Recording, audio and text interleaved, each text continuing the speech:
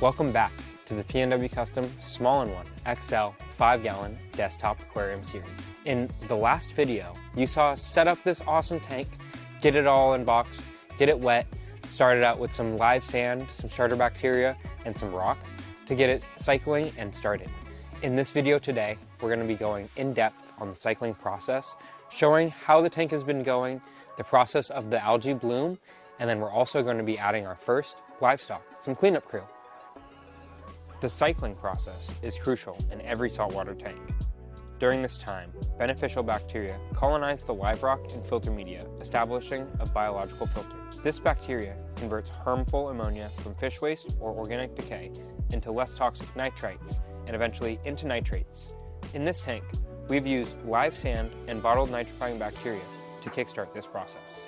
Over the past few weeks, we've seen this tank spike the ammonia levels and start to decline them as well, which means the ammonia is turning into nitrites, which converts into nitrates, which goes into the cycling process of the aquarium to complete it and to show that your tank is ready for your first livestock. Before adding livestock, we need to ensure the salinity and temperature are stable.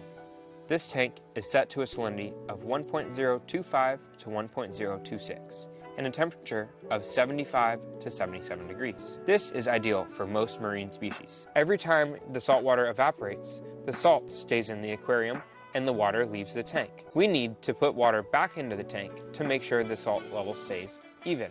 With the full coverage lid, evaporation is minimal, but we've noticed a small drop in the water level. In nano aquariums like this, topping off every 3 to 5 days is essential to keep water parameters stable. Staying consistent is key. We'll also rinse out the filter sponge to remove excess organic material without harming the beneficial bacteria. Always rinse your sponge in tank water, not tap water, to preserve those important microbes that are contained in the beneficial bacteria. As you can see, those nitrites and nitrates are turning into a diatom bloom, which means we're starting to see the very first algae of the tank. What's really awesome about the first algae of the tank is that means it's time to start adding our first cleanup crew. Let's go and check those guys out. Here we've got a couple of blue leg hermit crabs.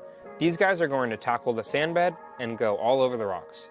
They're going to make sure that any uneaten food from the fish is taken care of, as well as eat any detritus that starts to build up. We also have a couple of trochus snails. Those snails are going to cruise all over the glass, clean the glass, as well as clean the rocks and sand bed. And finally, we have a little nearite snail.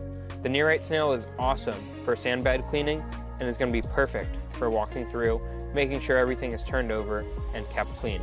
These are some of my favorite additions for a nano tank, and they're great because they won't outgrow the system or the size. First off, we need to get our cleanup crew acclimated. We need to ensure the water in the aquarium and the water in the cleanup crew cup are going to be similar and make sure that we're not going to have anything too different so that our animals can be safe and transferred right over into our new container. We're drip acclimating our cleanup crew to match the tank water parameters gradually. This minimizes stress and helps to ensure a successful transition. When acclimating your new additions, it is the perfect moment to also do a water change, as the water level in the tank is depleting. We normally do a 20 to 30% water change, as we want to ensure all the tank elements are replenished throughout the week and ensure anything depleted has been come back into the tank via the water change. Now that our cleanup crew is acclimated, we can gently add them to the tank.